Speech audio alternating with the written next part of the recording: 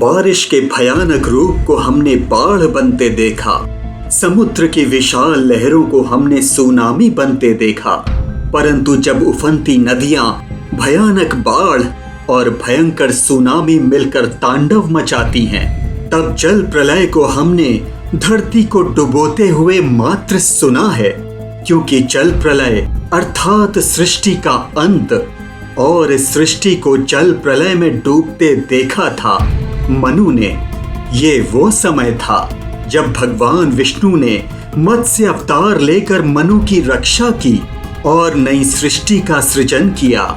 परंतु आश्चर्य इस बात का है कि जल प्रलय की ये घटना मात्र हमारे धर्म ग्रंथों में ही नहीं लिखी, बल्कि मनु और जल प्रलय को ठीक इसी रूप में अन्य धर्मों और सभ्यताओं में भी देखा जा सकता है। नोआज आर्क यानी नोआ के बड़े जहाज के बारे में तो आपने सुना ही होगा।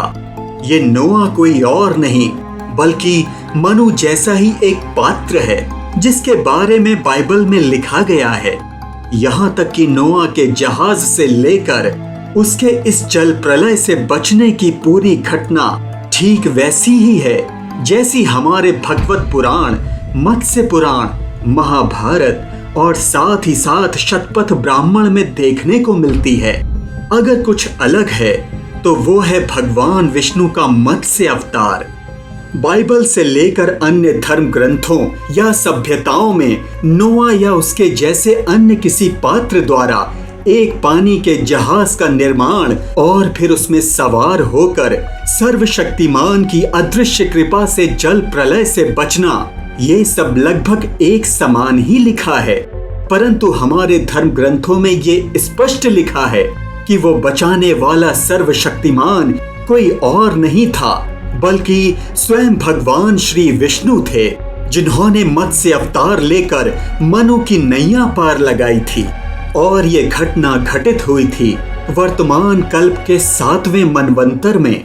दरअसल ब्रह्मा का एक दिन एक कल्प के बराबर होता है, यानी जब मनुष्यों के 4 अरब 32 करोड़ वर्ष पूर्ण होते हैं तब ब्रह्मा का एक दिन होता है। और ब्रह्मा हर दिन यानी हर एक कल्प में एक नई सृष्टि का निर्माण करते हैं।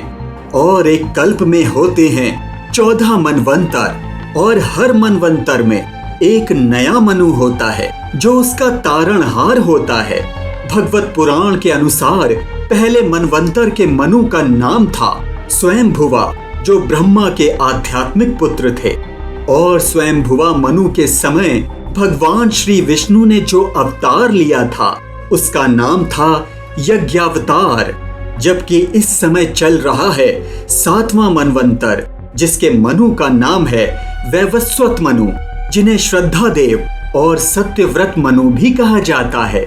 और इन्हीं वैवस्वत मनु की रक्षा कर नई सृष्टि के निर्माण के लिए भगवान विष्णु ने मत्स्य अवतार लिया था।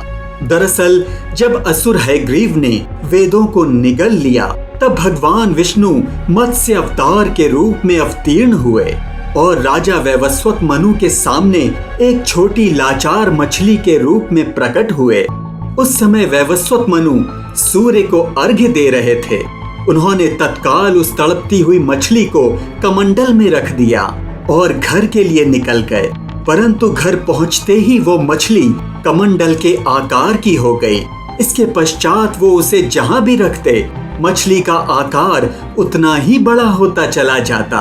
अंत में उन्होंने उस मछली को समुद्र में डाला तो उस मछली ने विकराल रूप धारण कर लिया। और उसके पश्चात भगवान विष्णु ने अपनी दिव्य पहचान उजागर की और वैवस्वत से कहा कि अब से ठीक 7 दिन पश्चात जल प्रलय आएगी और उसके पश्चात नई सृष्टि का सृजन होगा।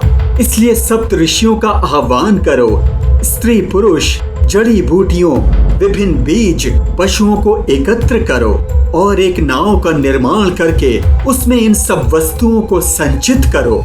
इसके पश्चात मेरी प्रतीक्षा करना, क्योंकि मेरे बिना तुम इस जल प्रलय से बच नहीं सकते। इसके पश्चात मत्स्य अवतार वहां से चले गए और हयग्रीव का अंत करके वेदों को ब्रह्मा जी को सौंपने चले गए। उस समय ब्रह्मदेव सोने ही वाले थे, और जब ब्रह्मदेव सोते हैं वो सृष्टि का अंत समय होता है, जिसे ब्रह्म की रात पुकारा जाता है। और गणना के आधार पर ये समय होता है 4 अरब 32 करोड़ वर्षों के बराबर। ब्रह्मदेव के सोते ही प्रलय ने अपना तांडव मचाना प्रारंभ कर दिया। संपूर्ण पृथ्वी पानी में डूबने लगी। तभी मत्स्य अवतार प्रकट हुए और अपनी सींग में नाव की डोर बांधकर निकल पड़े सुमेरु पर्वत की ओर। पूरी पृथ्वी जल में डूब चुकी थी और मनु भगवान विष्णु की कृपा से जीवित बचे थे। दरअसल मनु ने ब्रह्मा जी की कड़ी तपस्या करके वरदान मांगा था कि जब प्रलय आए तब वो इस प्रलय से बचकर नई सृष्टि के निर्माण में अपना हाथ बटाएं। और यहीं से प्रारंभ होती है बाइबल में लिखी नोआ की कहानी, जिसमें सर्वशक्तिमान बहुत रुष्ट हैं अपने बनाए मनुष्यों से, क्योंकि मनुष्य बहुत अत्याचारी हो चुका है।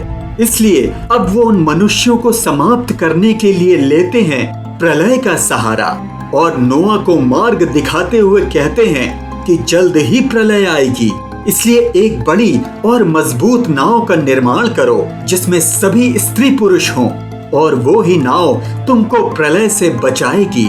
और ठीक मनु की नाव जिस प्रकार सुमेरु पर्वत पर पहुंचकर उनकी जान बचाती है, नोआ की नाव भी उसको अरारात पर्वत पर पहुंचकर जल प्रलय से बचाती है।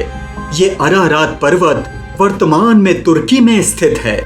हिंदू धर्म ग्रंथों में मनु के जीवित बचने और बाइबल में नोआ के जीवित बचने में मात्र अंतर इतना है कि मनु की जल प्रलय से रक्षा विष्णु जी ने मत्स्य अवतार के रूप में की थी, जबकि नोआ की रक्षा के लिए प्रत्यक्ष रूप में कोई दैवीय शक्ति नहीं थी। मात्र बाइबल में ही नहीं बल्कि अन्य धर्म ग्रंथों में भी जल प्रलय की घटना देखने को मिलती है। सुमेरियन से लेकर ग्रीक पौराणिक कथाओं तक, माया सभ्यता से लेकर मेसो अमेरिका तक, चाइना की गुनियो काल्पनिक कथा से लेकर उत्तरी अमेरिका की आदिवासी जनजाति तक ठीक इसी प्रकार की या मिलती जुलती घटना का उल्लेख मिलता है। यहाँ तक कि कुरान में भी नोआ की नाव का जिक्र सफीनत नूह के रूप में किया गया है। सन 1872 में पुरानी लिपियों को पढ़ने वाले एक शौकिया वैज्ञानिक जॉर्ज स्मिथ ने एक ऐसी खोज की जिसने दुनिया को हिला के रख दिया। प्राचीन मेसोपोटामिया शहर में एक तख्ते पर लिखी किसी लिपि को जब जॉर्ज ने पढ़ने की कोशिश की तो वो चौंक गया, क्योंकि वो लिखी हुई घटना ठीक वैसी ही थी जैसी जल प्रलय में नोआ और उसकी नाव की घटना थी।